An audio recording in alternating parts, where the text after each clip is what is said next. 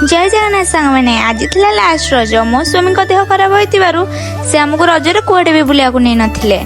तो आम दी जनकर तो बहुत मन खराब होइतिला से हमको आम गाँ पाखरे थिबा मां कामुडी मंदिर को बुलिया को नैथिले काहेकि ना हमर रज 3 दिन सेठी हमर मेला बसी थाए से बाटर गला बेले हमको कहउचंती कि आज रजरे रजपान खाइले होंदानी से गोटे दुकान पाखरे अटके कि हमको प्रथमे कोल्ड ड्रिंक्स तापर रजपान देइथिले आमे पान खाई साला परे बाहरी गलु मां कामुडी मंदिर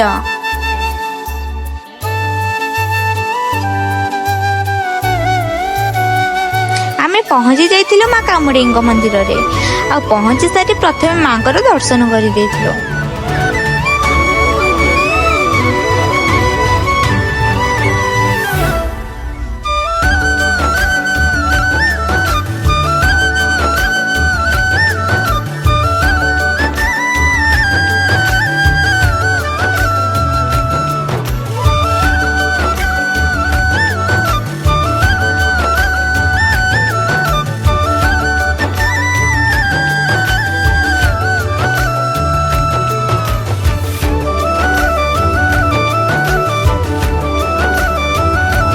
एठू हमर स्टार्ट हो जाइतिला किना किनी आ खाइबा आ किना किनी कथा सुनी मोर स्वामी तो कहउचंदी मु तो बस तुमको बुलेबा पई आनथिली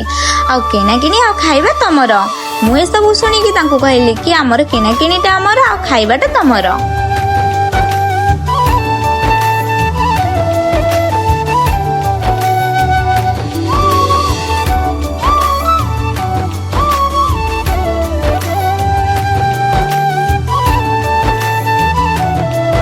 से हमको खाइबा दे सारी के आम सहित कौन कंडीशन करछंती टिके सुनंतु।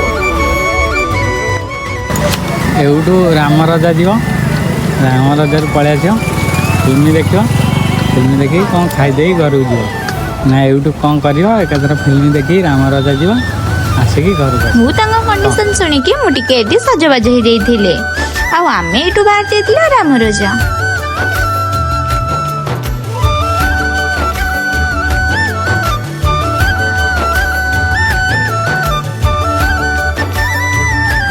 मुझे प्रथम पहुंची के आगे भगवान को दर्शन कर सारा परे एठी देखिली कि मो भौणी माने सब एठी बुलाबुली करछंदी आ तांको देखि कि त म खुशी कहिली ही न सरे आ तांको सहित मु बहुत ही एन्जॉय करली।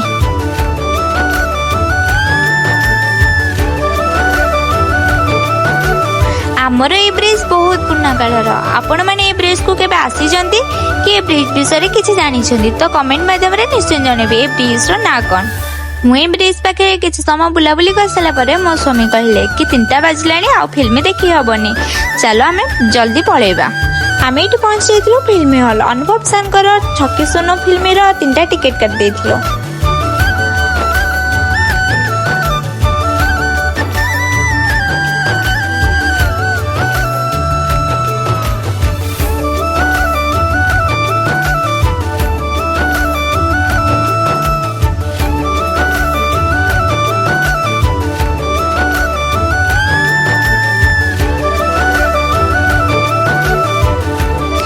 फिल्म टी बहुत एंजॉय कलो कहीं फिल्म टी बहुत ही भल होता